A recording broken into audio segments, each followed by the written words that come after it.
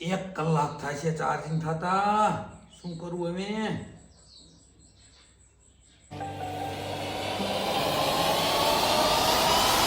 પેલા તો છે ને તાર પપ્પા પાસે કાંઈ નતું, પૂછજે હાંજે આવે ને ત્યારે. ઈ તો અહીંયા રૂમ લઈને આવ્યા પછી તાર પપ્પાને એટલું બધું ભેગું થયું, નકર કઈ થાત નહીં. અને હું લગ્ન કરીને આવી ને આ લોકોએ મને હું કઈ હેરાન કરી છે કે તું વાત પૂછમાં.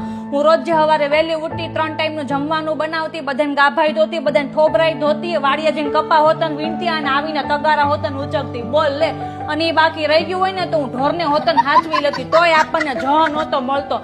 અને તારા પપ્પા બેઠા બેઠા છે ને આ બધું જોયા રાખતા, પણ એમ નહીં કે આપણે એક શબ્દ બોલીએ. ઈથી હું ન કરી હૈકા ને એટલે તે અત્યારે છે ને તારા પપ્પા મારી નજરની સામે ઉતરી ગયા છે. અને બોલ, લગ્નમાં આ લોકોએ મને જે ઘરેણું આપ્યું હોય ને બધું મારી પાસેથી લઈ લીધું છે કે તારે જયારે પહેરવું હોય ને ત્યારે માંગે તઈ આમ દેવું. તા ફઈના લગ્નમાં મેં માંગ્યું ને મારું ઘરેણું, તો મને શું કે ખબર એ કે કયું તારું ઘરેણું? કે ઈ તો અમે વેચીને છે ને ખેતર માટે ખાતર કે અમે લઈ લીધું. તારા પપ્પા ન્યા જ ઉભા હતા. બોલ લે. તો એક શબ્દ તારા પપ્પા ન બોલ્યા. અને જયારે એ લોકોને મકાન લેવાતા ને હે તો મેન તાર પપ્પાએ રાતોરાતમાં એ લોકોને આખું મકાન ચણી દીધું હતું. પૂછજે તાર પપ્પા સાંજે આવે ને ત્યારે.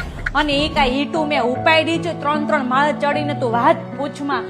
તો એ લોકોએ કથા રાખીને હે તોય અમને એક ફળ ન આવ્યો. તોય તારા પપ્પા ન્યાય કાંઈ ન બોલ્યા. ન્યાય એટલે તારા પપ્પા છે ને મારા નજરની સામે ઉતરી ગયા.